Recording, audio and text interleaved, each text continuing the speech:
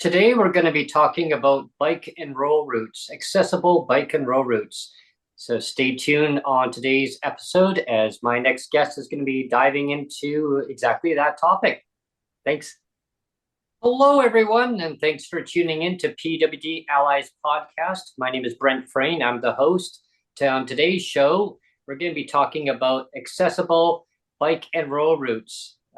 Next guest is Eric Doherty from Victoria, British Columbia, and I'm broadcasting from beautiful Victoria, British Columbia, and my editor-producer is in Surrey, British Columbia. And today's a beautiful day, and what a day to be talking about accessible bike and roll routes. So important topic, and pleased to announce that my next guest is going to be talking exactly about that. Hello, Eric. How are you? I'm doing pretty good. How are you, Brent? Wonderful, wonderful. I'm presuming that you are in Victoria today. Are you? That's great. You are, okay. I'm here on Lekwungen territory, unceded Lekwungen territory, Victoria, BC, Canada. Okay. Wonderful. It's always great to have you join us back on the podcast, Eric. And today, Eric, the transportation planner, he's going to be talking about accessible bike and roll routes. So, Eric, what exactly is involved in the bike and roll routes? Well, maybe I'll just talk about what I've done since I've been on the show. Yeah, because you haven't been on for a while. So Yeah. just refresh Yeah. everybody's memory a little bit. Yeah. Yeah, I kind of I went on a big trip and started in Paris and went to Amsterdam. And Amsterdam is a place I've been before, but I spent some time there and was really like kind of overwhelmed by the number of mobility scooters using their beautiful wide bike and roll routes around the city. And this time I actually got out into a little bit out into the countryside Oh, nice. and saw how um, the wheelchair and mobility scooter users in Amsterdam are able to not only travel around the city, but get out into the city parks, roll right through the city parks, and outside of the city onto the canals, the river and canals and the parks, and basically just like the people who live there and ride bicycles. If you've got a power wheelchair or a mobility scooter or a hand cycle, you can get outside the city and get away from the hustle and bustle and get into these really nice parks. Um, many of which, of course, are alongside the water because it's a city of water. Mhm. Um, Impressive. it is really an impressive thing. And actually, a lot of tourists in who go to Amsterdam just for a short trip miss this because most of the people uh, who use mobility scooters and wheelchairs aren't in the center of the city, which is very expensive. And also the buildings in that area are, hundreds of years old, and they don't have elevators. They're not accessible. The businesses are largely not accessible. So this is something that is largely invisible to the tourists who are just there for 1 or 2 days and only stay in the very quaint, beautiful historic core. And yeah, to me, it just shows what cities could be like everywhere. Mhm. Mm-hmm. Yeah, I mean, compared to Victoria, the transportation network on cycling and bike and roll routes within Victoria. I mean, in comparison to Amsterdam, I guess there Well, is comparison. I haven't been to Victoria for a while, Brent, but so maybe actually it's a good like I'm actually a good person to say this. I don't know because I haven't been for a while. But I remember the last time I went, right down by the water, you have, basically the seawall path there. Mhm. But there's only certain parts where you can access it, right? There, like you have to get on and off of it. There's some pathways down to it, like for wheelchairs and that. But then other spots are just stairs. Now I could be wrong on that, but I remember the last time I was there, it was just stairs to get access down. And if you're in a wheelchair or a scooter, you're kind of SOL only, but you can only get down on certain parts of there. Now, am I correct on that or not? I think you're exactly correct. Yeah, But yeah. a lot of the older infrastructure wasn't, it's just not accessible. Hmm. But the city is progressing a lot quite quickly um, with the bike and roll routes. So now, like for example, yesterday I was down by the waterfront by Beacon Hill Park, Mm. looking out over the Salish Sea, and along there there's a nice wide smooth paved path. And there was, of course, people using mobility scooters rolling along it, along with people, walking and riding bicycles and skateboarding and everything else um, in its beautiful location. So we're kind of moving in that direction, the direction that Amsterdam is kind of this great example of. Hmm. I know in my area of Victoria, they put bike lanes in there, and I've seen people on motorized scooters going down one side, and then on the other side, there's certain sections of the road is different because it kind of branches off. All of a sudden, you got one going one way, going left, and one going right, and then further down the road, it actually then branches to only one way, an arrow pointing one way, so that you Yeah. kind of go onto the other side of the road. But they've Victoria's really come a long way with integrating the bike and roll routes. I'm very impressed with how that's progressing along from what it used to be. There's definitely lots that needs to be changed for old infrastructure of integrating newer technology, like meaning bike and roll routes for sure. And I think a lot of cities need to start integrating that into their cities. Gets people out and about rather than using get out of their vehicles if they can, right? And take either public transit or get onto a mobility scooter if that's what they need to use for their aid to make it more accessible, or bikes.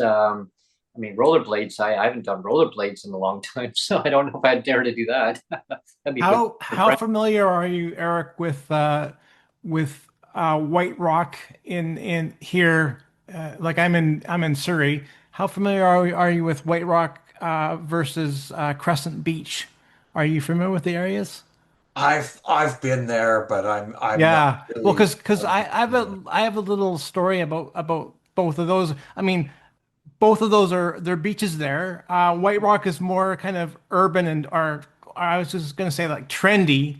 Mm, It's got lots of coffee shops, a very, very trendy area, but it's not the area right down by the beach. There's not very many pathways right by the beach. So if you are in a scooter or wheelchair, it's mhm, not as accessible. But then if you go to Crescent Beach, which is kind of just right next door, mhm, it's got a huge ribbon of paved path all the way down the whole beach, and it's right by the water, like right by the water.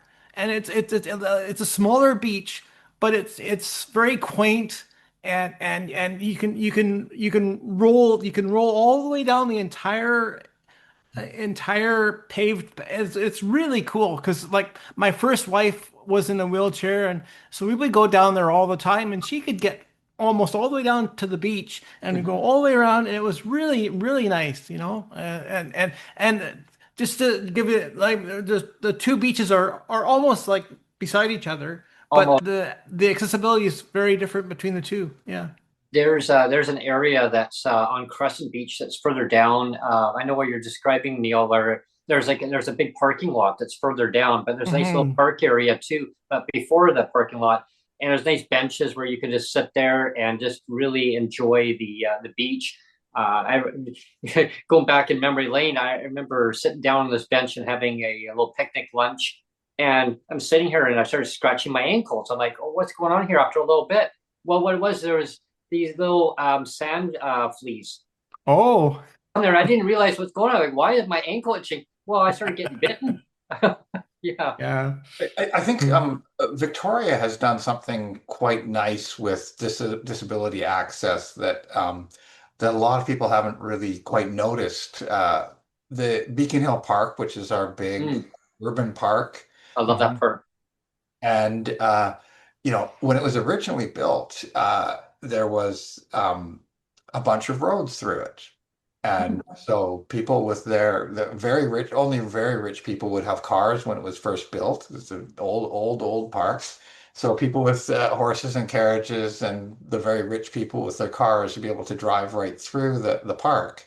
Mhm. And gradually over the years, they've been transforming these narrow paved roads into nice, wide, multi-use paths. Hmm. And it's sort of been, it started, I believe, in the 1950s. So they Oh, realized that it made no sense to have, uh, cars have access to the whole park.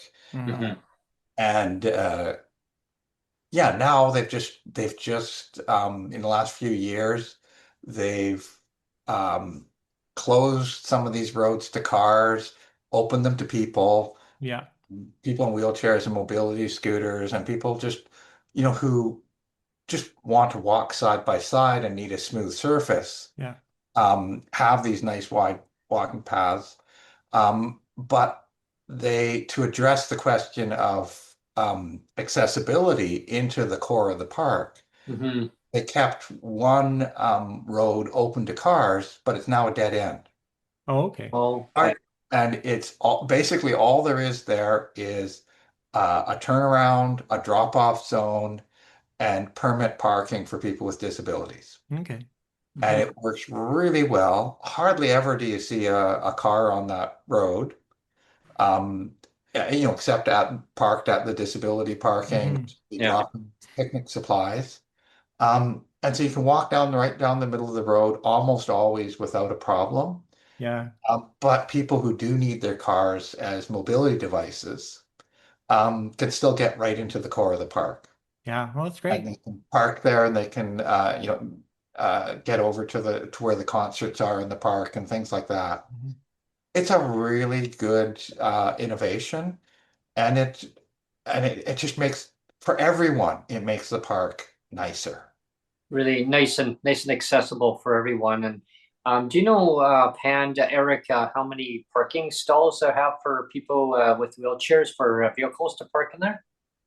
I believe there's only two.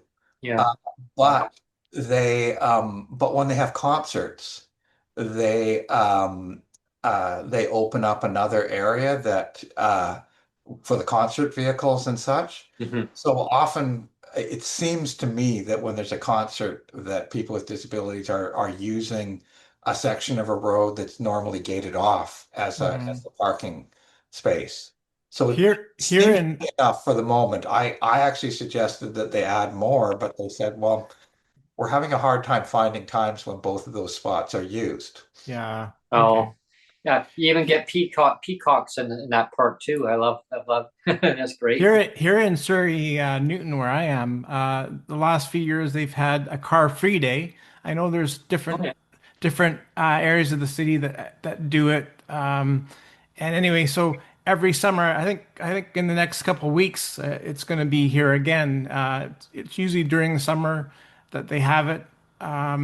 And it's just for one day, but it's really cool because they basically shut down all of Newton, like the entire city. I mean, the core of the city core of Newton is pretty small, but they basically shut down the whole where the rec center is and everything. It's all just shut down, and it's really cool. And they open it up to like the street vendors, the food and everything, and everybody's just walking. There's no cars.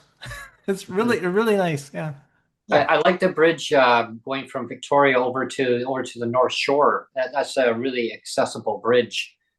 Really, and it kind of blends right into bike and roll routes there too. They've done a lot of work on the pathway there, um, just on the other side of the harbor there.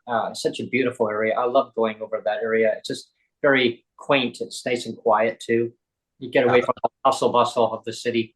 Yeah, and but I think that like all of these things, the permanent interventions and the temporary things like concerts and Hmm. car-free days and all that, I think we do have to recognize that there's a very wide range of people with disabilities, and Mhm. some people use their cars as their mobility device, Mhm. Hmm. And we need to be thinking about the permit parking.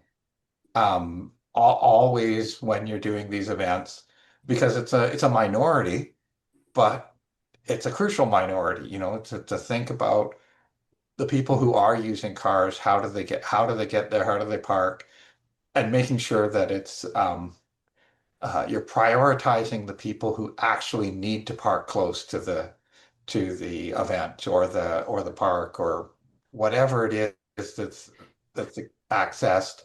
Um, and but also, yeah, also opening up opportunities so people with disabilities have the choice of whether they want to drive or not. And I think that's one of the things that I've like through traveling through Europe, and talking to people. That's a theme that really came up Yeah. um, is the choice of what kind of device you want to use that works for you. And I want to bring up that in uh, British Columbia, the law still, well, as interpreted by the provincial government, it's not, they never really wrote a law that says this, but they say that you're not allowed to use a wheelchair or mobility scooter on a bike and roll lane, Oh, which is wow. Oh, crazy. That is wow. crazy. It's just this outdated law that Yeah. bureaucrats have interpreted to mean that this is not allowed, and it's something that other countries have been dealing with. Quebec changed their law over 10 years ago, Hmm. but and then 2022, Italy changed their law. 2024, Paris changed their law. Hmm. Uh, and so it's something that it's not that, BC is bad or anything.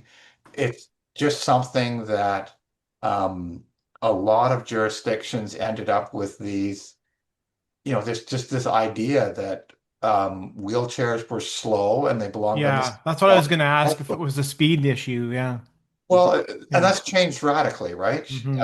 Is that it used to be that the only fast wheelchair was an athletic young person, Oh. uh, kind of a wheelchair athlete or athletic young person Hmm.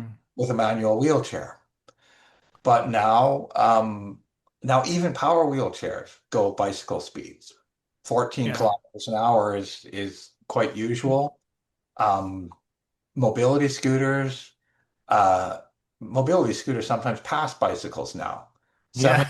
Oh, 800 well. kilometers an hour. Um, it's yeah, it's the same kind of speed as you see from bicycles and these electric kick scooters and other devices that people are using to travel around. So the world has changed Hmm. and governments are slow to make changes. Hmm. But there's a real problem with that, is Yeah. that there's two things. One is that a lot of the people at cities who are designing these, what they think of cycling infrastructure rather than bike and roll infrastructure, the people at the cities won't consult with people who use wheelchairs and mobility scooters about the design of these bike and roll routes, because apparently what they're doing is illegal. Yeah. And we'll see this in Saanich and Victoria both have quite new, or most of Victoria's cycling infrastructure is quite smooth, Hmm. but not all of it. There's a few places where they've built like really quite sharp bumps into the routes where they Hmm. transition from kind of a road-like surface onto a more like a bicycle path.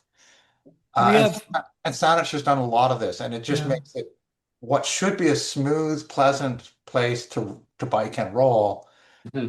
means that um, it's not pleasant or even usable, both for people with using wheelchairs and mobility scooters, but also disabled people who are using bicycles and Hmm. Hmm. issues. Maybe they can't stand up on their pedals to go over this bump. Yeah. Mhm. Yeah, We, and it's so important to have governments engaged in with the with the community at large, right? Where people with lived experience, I mean, and having them let the government know, and like government working with them and saying what works good for the individual as people age. I mean, their mobility needs become maybe it changes over time. Maybe a bike maybe have worked at one time, or now they need a mobility scooter to get around. There's so many ways of getting around, and having people engaging with that conversation, and just educating the government of saying it's okay to make changes. It's okay to speed up the process and work with counterparts and different stakeholders or people. Just I always say people at large, because just the general population, right?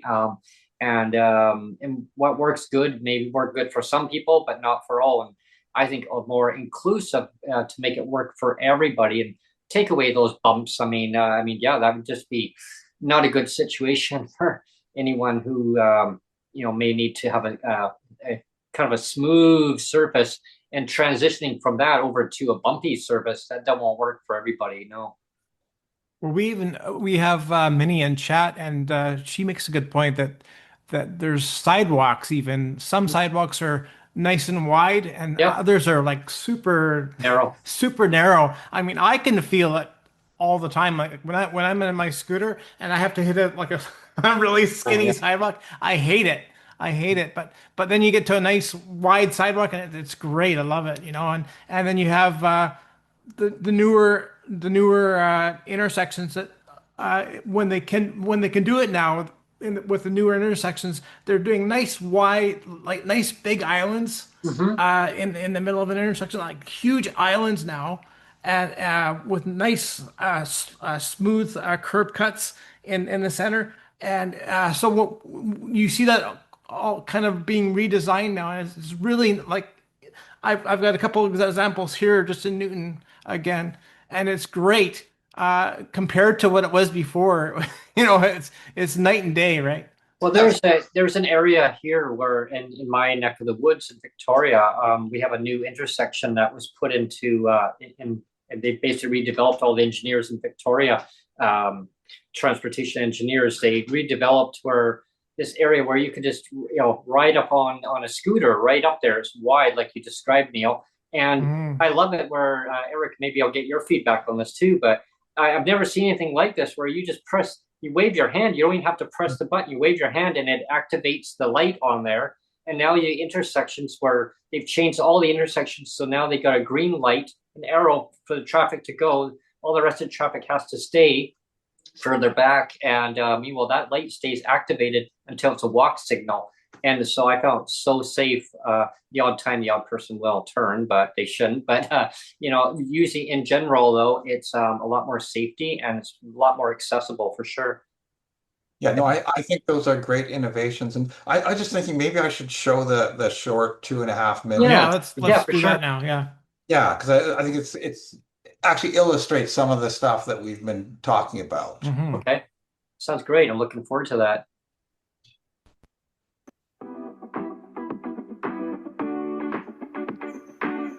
The 2024. Oops, I'm going to stop the share. Okay. I just realized that I forgot to click the little button about the sound. Oh, okay. Share sound. It doesn't sound too bad. If anybody notices that the sound is a bit low, you can always up the sound on your computers or whatever. Yeah. BC Active Transportation Summit included multiple workshops that focused on accessibility for people with disabilities. One topic of discussion at the summit was BC's outdated legislation, which prohibits the use of wheelchairs and mobility scooters on bike and roll routes. This includes protected bike and roll lanes. Where high-quality bike and roll routes exist, more and more people are using them to travel on wheelchairs and mobility scooters, despite the provincial government asserting that this is illegal. So I live in the West Seattle area in Washington, and I often use the bike lanes in order to get around more comfort because the bike lanes tend to be smoother and it's, easier to get around in the downtown areas. In Seattle, the bike lanes can be a little narrow, that tends to be the only issue. But as far as mobility and getting around and passage and sharing it with bike users, I haven't found any issues with that at all. My name is Brett Petzer. I'm a researcher and urban planner. I work for Mobicon in the Netherlands. To my knowledge, it has always, or for at least my whole lifetime, been legal for wheelchair users or users of mobility scooters to use the cycling network. And that has had two effects. The first thing is it's made the coalition for good cycling infrastructure far more powerful, because it's not just cycling infrastructure, it's a family of light vehicles. And that's the second effect, is that in the Netherlands there is so much more than the standard bicycle on the cycling system. And that diversity means that you have to design the cycling infrastructure to a level higher than what a fit, able-bodied cyclist needs. And I look forward in the future to working with everybody who sees this to push that agenda. Yeah, these things are political, but you can fight and win.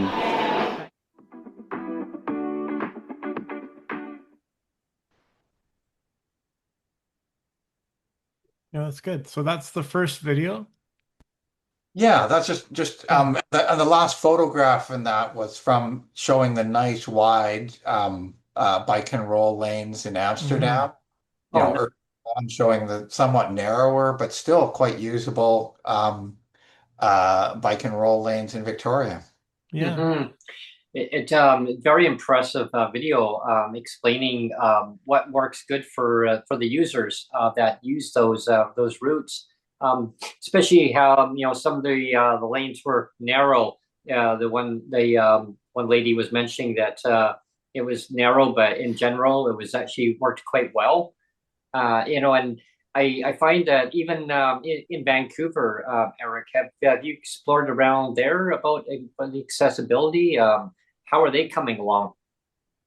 Well, I think Vancouver has made huge progress. They've made their bike and roll routes a lot better. They started out with a lot of them that were just side streets that had signs that said bike route. Right. So you ended with a lot of car traffic. It was pretty uncomfortable whether you're in a mobility scooter, a wheelchair, or a bicycle. But they've put a lot of diversionary traffic calming, so gotten most of the cars off those routes, brought the car speeds way down. Lots and lots of places where it's two ways for bicycles and mobility scooters, but only one way for cars. And also the bike and roll lanes on the main streets. They've done quite a bit. The present city council is not very good on this infrastructure, but there was just a by-election, and the two people who won were both supportive of doing more bike and roll lanes and of this whole agenda of making the city not just more accessible, but more pleasant, reducing greenhouse gas pollution, getting more trees, more shade. Yeah, and so it's sort of this urban agenda that is connected with climate action. It includes climate action. It includes active transportation like walking and cycling, but very importantly, it also includes increasing accessibility. And I would point out that street trees are actually really important for accessibility, both on bike and roll routes and on sidewalks, because a lot of people, their disability is exacerbated by heat. So if it's very hot out, it's getting hotter and hotter all the time. Yeah. Getting more heat domes and heat waves. A lot of people can walk or ride bicycles or use their mobility scooters in a shady area, shaded by lots of green street trees. But if you're out on a wide open stretch of pavement, surrounded by parked cars, you're not going to be able to go. Yeah, here's a great idea too. Any city councilor or any government watching this too, For areas that have bike and roll lanes that are being implemented in around the major urban centers and rural areas and provinces and countries, have water stations put in place in certain areas along the routes. I think that would be totally awesome. And that way people can stop and have like, water fountain and just fill up your water bottle and put the cap on and off you go. Mm-hmm. I think that would be a great idea. That's one idea that I think that would be a very innovative way of making it more accessible for people. That way, when, like you mentioned, that's a good point, Eric. That, I mean, as things get hotter and hotter over time, I have noticed that trend too. Even in Victoria, where it'd be moderate temperature in the summer at years ago. Now I notice it's getting hotter and hotter. And having water stations definitely would make a huge difference. I've seen different areas having areas like sprinkler, or maybe it's not a sprinkler, but water station where it would just kind of sprinkle water all over the place. But having those on bike routes would be way better to integrate in. Yeah, definitely. I think there's a lot of opportunity for that to expand those routes, just make it more inclusive for everybody.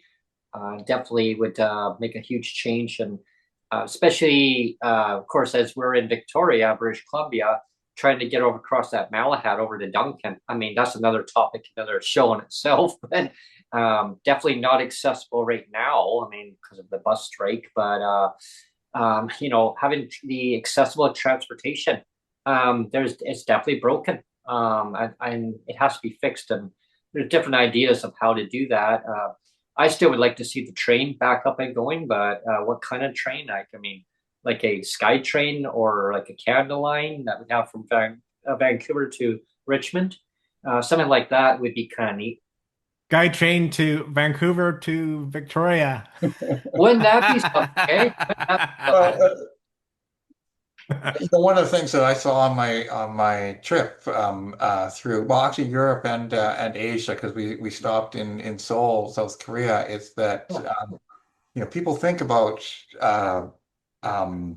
European cities as largely being about rail transit, metros, and things like SkyTrain, but one of the really huge advances that European cities have made, and a lot of Asian cities, is just with bus lanes, just making it so that the buses are no longer stuck in traffic. That's true. Yeah. And a lot of for people with disabilities, depending on the ability, sometimes the bus is far more accessible than the metro, particularly in crowded times when you have to deal with large, on the metro you're dealing with crowds, very crowded, not just on the trains but on the platforms and on the elevators and everything else. Yeah, quite often it's the bus is really what works for people. And it's been like particularly Seoul, South Korea has revolutionized their city with bus lanes. They took down 16 elevated freeways and replaced them with center bus lanes that run down the center of the streets. And it's made the city just like so much more pleasant. Paris is also starting to build a lot of bus lanes, and to make the bus lanes that exist better. And both of these are large cities that have metro systems, things like SkyTrain that, but still an awful lot of the traffic is on the passengers are riding on these what they sometimes call them bus rapid transit lines, where the bus just moves faster than driving. And these are cities that used to be like, well, Paris is a great example. Paris used to be choked with traffic all the time. And now they've got half the traffic they used to have, Wow. half the traffic of 30 years ago. Yeah, past Mayfair in Victoria, Mayfair Mall, anyone that's familiar with that area, bus lane, like all the way down, all the way past View Royal.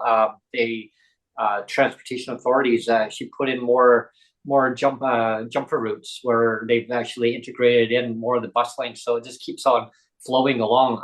I know that there's more work that's going to be worked on there of basically making it more accessible.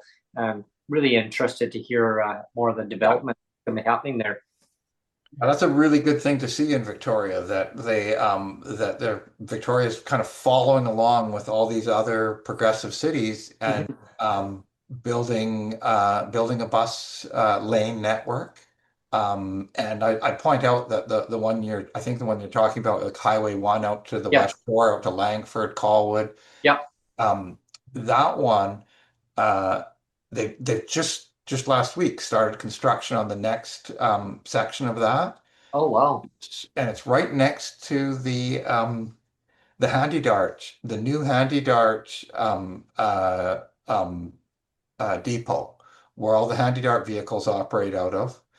So it's going to make this, and to explain, Handy Dart is a door-to-door paratransit system for people with disabilities. And it's going to make that system much more efficient because this depot is on a continuous bus lane that's going to run. They've got this section going out to local landmark, the 6 Mile Pub. Okay. There's going to be continuous bus lanes all the way to there. And then the city of Victoria very soon is going to be putting bus lanes through the downtown core on Douglas all the way to the legislature building. Oh, wow, that's gonna be impressive. It's really like it's hardly any money. It's very inexpensive, very quick, and it makes a huge difference both for the people riding conventional transit and for Handy Dart vehicles. Well, my concern with Handy Dart, though, Eric, is at least here in Vancouver, they seem to be defunding it regularly, because it used to be pretty good service, and now it just seems like a skeleton of what it once was, where you like even when it was good, you still had to book like 2 weeks in advance sometimes, and I think it's gotten a lot worse. I haven't tried for a while, but that's one area that I wish they would put more money into that again, because it really is a great service. It really, really is. But it's only as good as the numbers of vehicles you can get access to. Like if there's not enough service, then people aren't going to use it, right? Yeah. Yeah. No, I totally agree. And just to point out something, there is a campaign underway to improve Handy Dart service in Metro Vancouver, and also to bring it. And part of the way of improving it is to bring it under public control, because it's right now being run by a multinational corporation headquartered in France. So yeah, and my understanding is that Metro Vancouver has about half the Handy Dart service as Greater Victoria. Wow. Yeah. Yeah, Handy run by a French company. It's like the one in the transit service that's in Duncan, British Columbia. It's Cowichan. It's run by a French company, Transdev Canada, which is a subsidiary of France, the main company. Yeah, I mean, imagine a French company running a transit in British Columbia. Yeah, but apparently, just a newsflash for the viewers. If you're wondering what I'm talking about, is there's 10 transit routes in British Columbia that were contracted out by BC Transit over to the French company Transdev, who operate the service hours for the Canadian or for the British Columbia company, which I'd like to see kind of brought back under government realm. Like it doesn't need to be contracted out, because there's such a long labor dispute going on since February 8th. I believe they went on strike in Cowichan, which makes it so unacceptable for persons with disabilities, or seniors trying to get around, anyone low income, anyone trying to get from point A to point B in rural areas of Cowichan. They have no transportation. You can't even get from Cowichan to Victoria round trip. So I want to see that improved. I'm not sure how that's going to get improved, but maybe Victoria providing that service from Victoria to Cowichan, and then when Cowichan does get theirs going, they can intertwine that service back and forth and make it as an all-day service more accessible, where you could get to and from that community, and make it more. I don't know how they can make more of a route on the Malahat, but can't really widen it too much, I wouldn't think, but make it more accessible for sure. Yeah, I think that's actually a crucial point, is that there are campaigns to improve transit and to bring them under public control as part of improving them. And people can just look this up, Google it. In Metro Vancouver, it's Save Our Handy Dart group that is a coalition working to improve Handy Dart and bring it under public control. In Metro Vancouver, for improving the whole bus service, there's a great organization called Movement. So if you Google Movement Transit, they're doing really good work. And here in Greater Victoria, there's a group of young people who have just restarted the transit advocacy group here, called Better Transit Alliance of Greater Victoria. Again, Google Better Transit Alliance Greater Victoria, and that'll come up, and you can get involved in this, because these kinds of services, unless people are pushing to make them better, they just get worse. Better Transit Alliance in Greater Victoria. There was one representative from that organization that came to our recent rally at the BC Legislature, and I had the enjoyment of actually interacting with one of the representatives there. They're talking about better transit and making it for free for use, and they want to have it extended off for everybody, which is I think great, because I mean our tax dollars are already paying for that public transit already. It's already embedded into BC Hydro, embedded into the property taxes, and I think it encourages people to get on board and take public transit. And I'm really excited to hear when you mentioned about the transit lanes are going to get expanded to the legislature, because right now the buses that when they are running from Cowichan, the bus drivers, one of the complaints was they get stuck in that traffic. And so now once that's fixed, now they're going to be able to have the bus drivers, or the bus operators are going to be able to have their proper breaks too, where now they can go and use the restrooms, and not have to worry about getting from point A to point B, and we can't have a break, we got to get out of here. And so and it makes it better for the commuters too, more accessible too, and just everybody benefits from the accessibility of expanded transit and making it more inclusive for everybody. I mean, it's great. I'd like to dive in more into that movement for sure. And Well, I just wondered, Eric, though, before we carry on, did you have a second video that you wanted to show, or not? Yeah, let's show that. Okay. This is a second video. I just want to say one thing about that everybody benefits from better bike lanes. Even people who continue to drive their private cars benefit from bike lanes, because, like I was saying about Paris, they've got half the traffic they used to have. Right. Highway expansion makes traffic worse. Better transit makes traffic better. Better cycling, bike and roll infrastructure makes traffic better. So let's roll this 15-minute video. Sure. From an advocacy group in London, England, an interview that I did when I was in London fairly recently. Okay. Wheels for Well.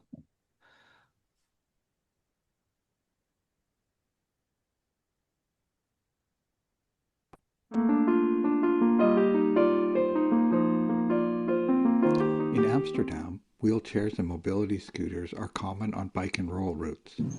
The Netherlands' laws welcome this, and other jurisdictions are catching up. Italy updated its legislation in 2022, and Italian disability rights advocate Roberto Romero said, "Now a person with a disability will be able to move around more easily and experience the opportunity and beauty of our cities." In 2023, Paris requested that the national government clarify that wheelchairs and mobility scooters are allowed on bike routes and low-speed roads. The French government agreed and published clear guidelines in time for the 2024 Paralympic Games in Paris. However, the UK is lagging behind. So I'm Isabel Clement. I'm the director of Wheels for Wellbeing. Can you tell me a bit about what your organization does? Yes, Wheels for Wellbeing is a small charity based in London, and we do two things. We provide opportunities for disabled people to cycle, to realise they can cycle, and we provide equipment and support with our staff and our volunteers at venues which are fully wheelchair accessible, fully accessible in all ways. The second thing Wheels for Wellbeing does is that we are an advocacy organisation, and we're as much of a disabled people's organisation as we are a cycling organisation. Yeah, and you use a hand cycle that attaches to your wheelchair. And I understand that there are some legal grey areas for the use of hand cycles in the UK. Could you tell me about that? There's a number of grey areas. There are issues to do with the legality of the equipment itself. It's not defined in law as to whether it is a cycle. Mine is an e-cycle, in fact. It's electric assist, just like any e-bike, but it fits onto my wheelchair, and actually it's a unicycle with some hand pedals attached and a battery. It doesn't fit in any currently legally described categories. So that's one grey area, and some people are very nervous about buying equipment which is not clearly officially legal, even though it's not illegal either. It just doesn't exist. Italy has made it legal for mobility scooters, wheelchairs, to use bike and roll lanes and routes, including low-speed roads. And then just in the run-up to the Paralympic Games, at the request of the city of Paris, France did exactly the same thing. They've legalized the use of wheelchairs and mobility scooters, hand cycles, on cycling infrastructure and broadened it out. And is that something that you think could happen here in the UK, and in particular in France? There was no legislative change. There was just an interpretation of the existing legislation and guidance published, so that everybody knew what the rules are, what the expectations are. Well, that's fascinating. The main thing in this country is it's very confused and confusing. It depends on the definition of something. Is it a carriageway? Is it just the highway? Is it a shared footway, a shared pavement? Is it? I love your term, bike and roll lanes. We're trying to fight for the renaming of what is here currently designed as cycle infrastructure to be mobility infrastructure, just a mobility lane. It's for everyone on wheels, on human-powered or electric-powered wheels. But yes, it's very complex in the UK. It's just very confused in people's minds. So sometimes there's cycle lanes which are part of the carriageway, and there's cycle lanes which are cycle tracks. I get confused myself about the terminology. Very few people in the general population understand those terminologies, those changes in what is legal, what is not legal, and so it just gives people anxiety if they're aware that there are limitations. To be honest, a lot of people just do what seems sensible, and few people, unless they're doing something really mad, few people get arrested or get challenged. So you do see mobility scooters on bits of cycling infrastructure, whatever it's called. And generally it's because people are pretty sensible and they want to do the right thing and the safe thing. So if it feels safer to be on a bit of cycling infrastructure than to be with the cars, but also it's less of an impediment to the people on the footway, or even to yourself who's going to want to go faster than the people on the footway, then that's obviously the logical thing to do. So the people who feel confident use the right bit infrastructure for themselves, but the people who tend to feel quite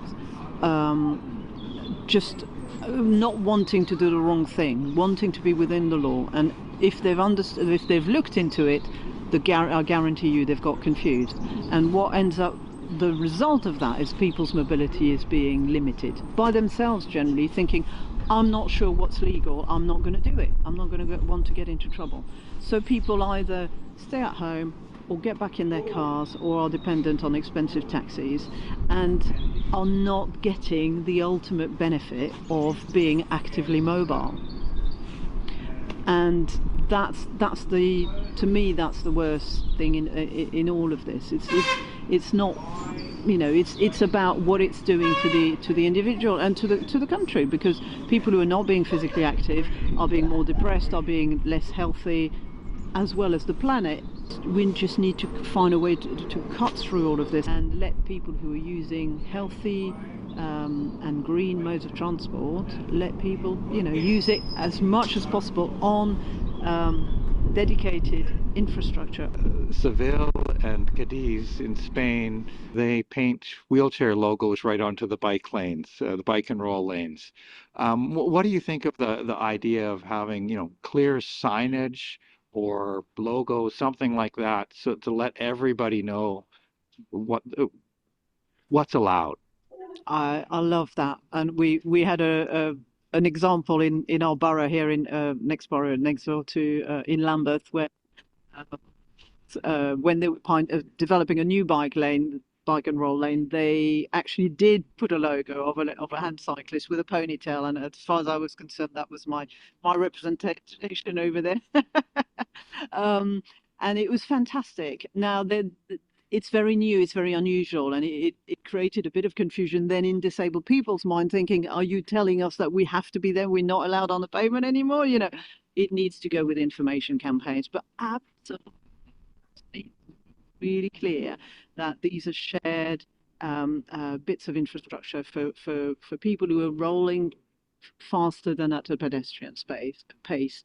And that needs to go hand in hand with making that infrastructure, that cycling rolling infrastructure, wide enough to allocate sufficient space for, as well as the fast cyclists, the slow cyclists, the wheelchair users, the hand cycle users, the cargo cycle users, of course, who are also equally wider. It is about equality. It's about you know, ensuring that all women can cycle, for example. If all the facilities for years have been planned around, as I said earlier, around the young male or even middle-aged male on a racing bicycle, then a lot of women have been finding that they can't use it. Not that the cycle lane is not usable, but the cycle parking facilities at the end are not usable because they're down some steps, or the routes go up some steps and down the other side of a bridge.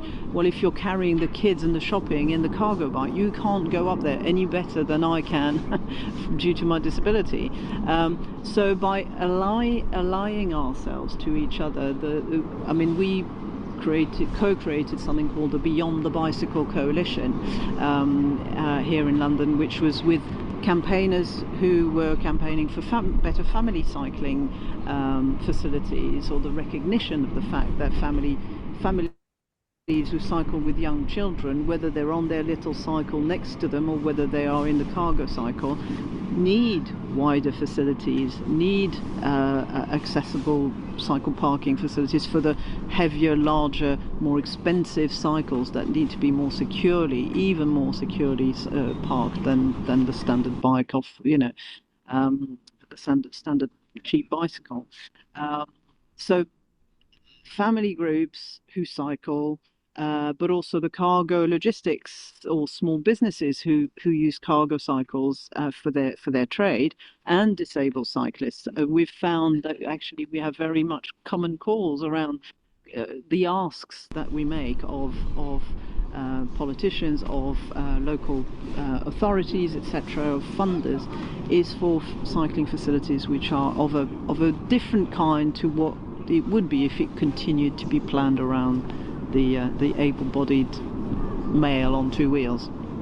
Yeah, absolutely, the cycling groups are starting to understand, and they had been used to hearing disabled people clamoring against cycling infrastructure, because actually it was disabled pedestrians or disabled drivers who were having a voice, but actually disabled cyclists hadn't had their voice, and we kind of came to create that voice and to share it with people, and yes, the mainstream cycling organisation became very welcoming of what we had to say, because of course what we request is pretty much what every other cycling campaigner requests as well: better cycling infrastructure, better roads, cycling surfaces, but they are far more of an impediment when they're not right for us than they are to the standard cyclist, and the standard cyclist has just got used to just having to make do. We're saying we cannot cycle unless we have quality road surfaces. If you've got three wheels, you're going to have 3 times the chance of hitting the pothole. If you've got hugely cambered cycling bits of the bits of the road, or the cycling infrastructure that you get given is by the gutter, and it's the cambered bit, we're going to we're going to need a lot more energy to just keeping going straight, and we're more at risk of toppling, etc. So we're saying up the quality criteria of any cycling infrastructure. Well, everybody's happy to hear that, but actually he's also very happy to hear that actually the legislation, the equality legislation in this country, absolutely doesn't apply to cycling infrastructure like it does to anything else, and therefore we give stronger voice to that request for better quality cycling infrastructure. The world of cycling in general, in the UK at least, is really coming round to realising that disabled people are part of that fraternity and sorority of wheeled individuals, and together we're stronger, just like in most movements. So sometimes the disability population will react negatively to what we have to say, because they hear, we're not saying it, but people hear that there is a threat to their ability to drive. We're not saying no disabled person should be driving. We should all be on our bikes, on our cycles, on our handbikes. We're not at all saying that. We're saying we need to have the choice to be physically active and to be mobile as much as we possibly can be and want to be. And we have more reduced transport choices anyway. We want to increase them. We're not about decreasing the choices that disabled people have to get about. And if the best and potentially only way of moving around is in the car, it absolutely should be what is provided, what is available to people. So we're not saying limit disabled people's choices. We're saying expand them, because a lot of disabled people have, as I used to think, a lot of disabled people have been in a situation where the only way to move was in the car, was in a motorised fashion. I only realised I could cycle as an option in my kind of late 30s, maybe early 40s. Up until then, if I couldn't drive, I couldn't go. That was my absolute. I knew that was the case. I did not know there was another way. And we very strongly say, if the only people out there driving were disabled people, we'd be fine. The planet would be absolutely fine. All right. So we're not saying disabled people have got to get out of their cars. We're saying, in fact, we should have more disabled parking, more reserved disabled parking. But many of us are green activists, just like any other bit of the population, and we want to use our cars less. We want to have the freedom and the choice to cycle or to wheel our wheelchairs or our mobilities.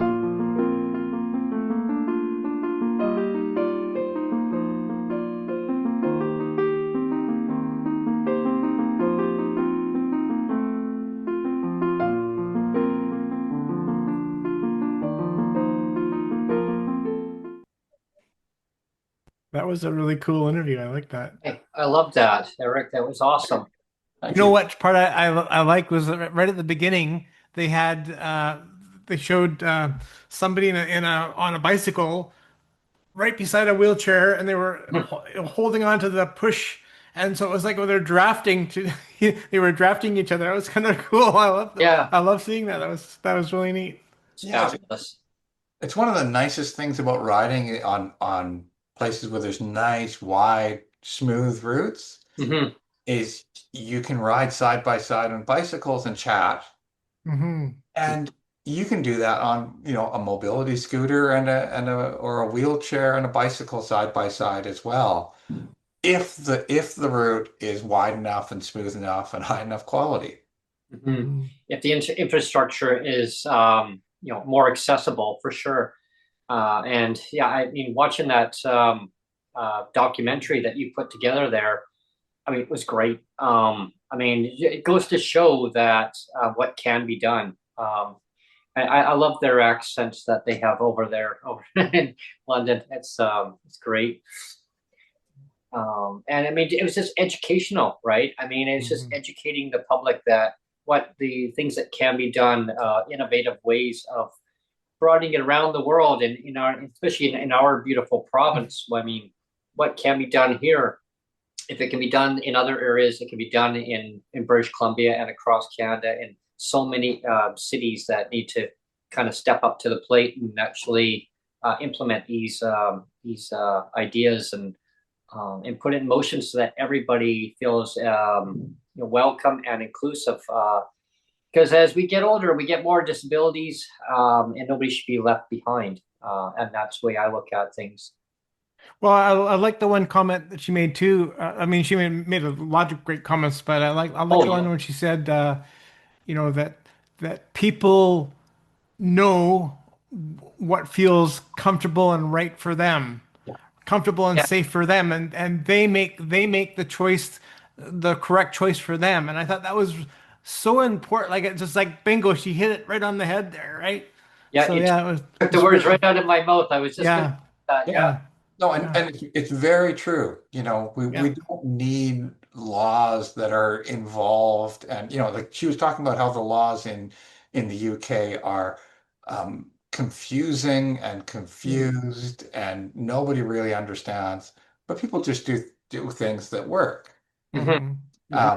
And it's kind of the same thing here. We've got this law that everybody knows is unenforceable because it conflicts with the human rights laws. Hmm. If anybody ever tried to enforce it, it would end up in front of the BC Human Rights Tribunal, Yeah. and it, it would be pretty clear case that this violates the human rights legislation in BC, same as in the UK. Um, you can't enforce arbitrary laws like that. Hmm. And but we don't need restrictive laws. We need common sense laws, like they put in place in Italy and Quebec and France. We can do that here too. Hmm. Yeah. And England needs to do it. England just needs to clarify things and I think basically the ideal thing is just what France did. They just put up a government website saying this is how the existing laws should be interpreted. Hmm. Well, when people worry about that, well, can I use that mobility device to be more inclusive in my community? Am I allowed to do that? Oh no, I have to better not. And she made a good point. Otherwise people just they'll stay home or oh, I Hmm. need to drive because I'm not allowed to use that mobility scooter on that route because oh no, it's only for bikes.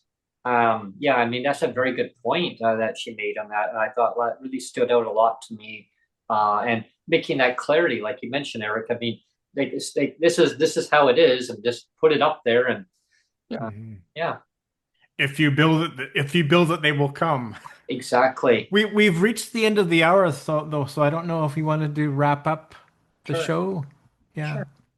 Well, first of all, Eric, That was very informative. I really enjoyed those videos. I call it a documentary, well, especially the second one. But it was really well put together. Congratulations on that. And Thank you. I'm sure you learned a lot just by talking to just people with lived experience over in those areas. It was very informative. I got a lot out of that, and it's basically it helps me. For my advocacy also when I'm communicating with people around my community of what works good and what I'm hearing and taking our voices and putting them forward and letting governments know and the province know in our province that they can change things, right? I mean, it just takes that ability to say we can, like you mentioned, Neil, build it and they will come. Like if they actually say yes, we can do this, we can actually make things better for sure. I mean, getting to the transit part, I mean, I'm very impressed with Victoria. I think other communities could probably follow suit a little bit more, be more proactive rather than after the fact. But I think we all learn. I think we all learn from each other and just educating each other of what works and what doesn't work and how to kind of interline things and saying going forward and making it a greener, a beautiful place to be. Because more emissions means more pollution, and we need to eliminate emissions for sure. And just finding more innovative ways of getting around, more accessible. So yeah, I mean that's my takeaway from it all. But over to you, Eric. Your comments on today's session. Yeah, I think that I think my wrap up from this is that these kinds of changes to create great bike and roll routes and bus routes and stuff benefit everyone, including people with disabilities who continue to use their cars as their mobility device. Mhm. Makes it safer and easier to drive compared to continuing the way we're going.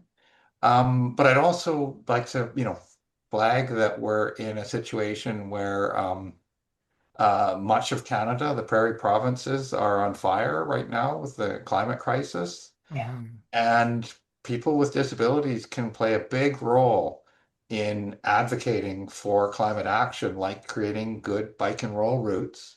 Um, as spokespeople for these kinds of routes, as beneficiaries from the routes, but also generally, people with disabilities are one of the most vulnerable groups in climate disasters, including, just heavy smoke from wildfires, heat Mhm. domes, all those kinds of things. So it's a position of influence for the broad this community of people with disabilities they have the influence and even the legal standing if it Mhm. comes down to it to make a human rights complaint about this Mhm. Mhm. Mhm. provincial laws and things like that. Yeah. Absolutely. And we can make change happen. We just have to kind of force them to make the changes happen. Yeah. Yeah, it's Yeah, be noisy. Just do exactly. it. Just do it. Yeah, Be noisy, do it. Yeah. yeah, yeah. And of course, you always say, "Well, we're broke. Yeah. We have no money. We got no money." Yeah. They'll have more money if they find ways of innovative ways to actually make it more inclusive for society. There's a lot of ways that there's money to be recouped for sure. Anyway, I want to thank you on today's broadcast and showing how innovative ways now things can change for the better in basically over in London, England, and Amsterdam. I mean, there's so many areas that you went to. I mean, it goes to show that people are just want to find great ways of getting around and being more inclusive in their communities without the barriers, especially having wide sidewalks. I mean, compared to narrow sidewalks. I mean, there's areas around Victoria, Eric, that wow, they're really narrow. Trying to get around. There's other areas that are wider sidewalks. I just want to see wider ones. Yeah, I'd like to come back sometime. Yeah.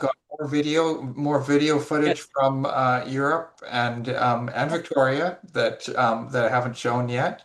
And I also like to just really thank you both, Brent and Neil, for doing this show. I think it's a really valuable service.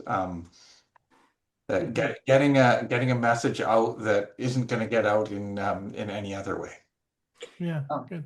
Thank you. Well, thank you so much, Eric. I mean, I'd love to have you back, many more times, and definitely I look forward to, you sharing more of the content with our viewers and with ourselves.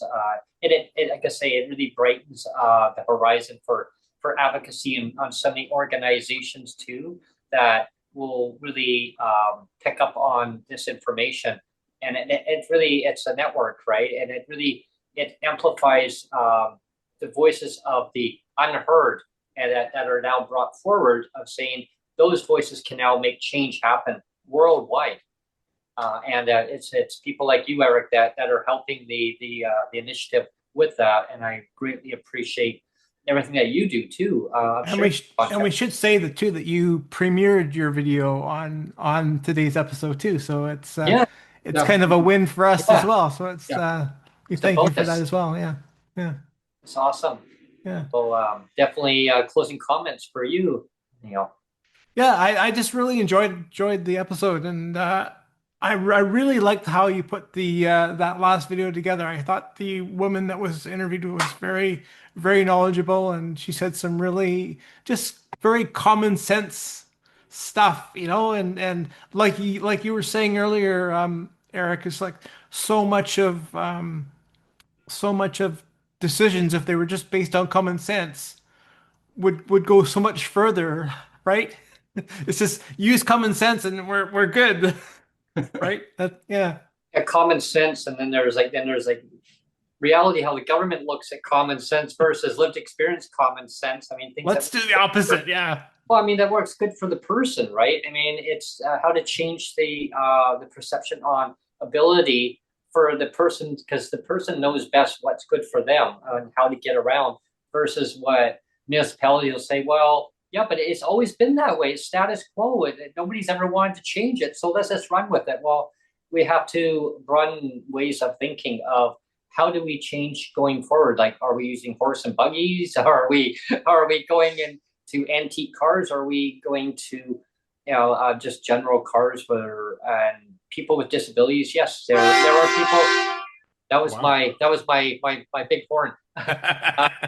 Yeah. I mean, there are people that do need their vehicles to get around for mobility wise, and that's great, right? Because that's what they use for their mobility accessibility, like to get around. I mean, tongue tied there. But at the same time, people use wheelchairs. They use mobility scooters. They use. I've seen people on like just regular scooters. I don't know if I dare to try one of those, but you hold on to the bar. Yeah. It's like a skateboard, right? Yeah. But you're holding onto a bar. I've seen them around. In one of my travel segments, I still would love to try using one of those. I saw them last time when we were down south, and I saw them. And Wonder if they have training wheels on them.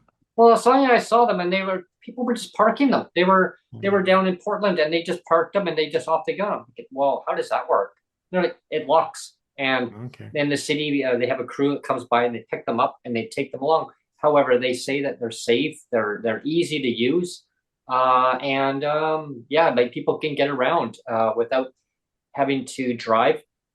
There's people in my building. There's a couple people in my building that actually have used them, and they said they're so easy to get around from point A to point B. They'll just drop them off.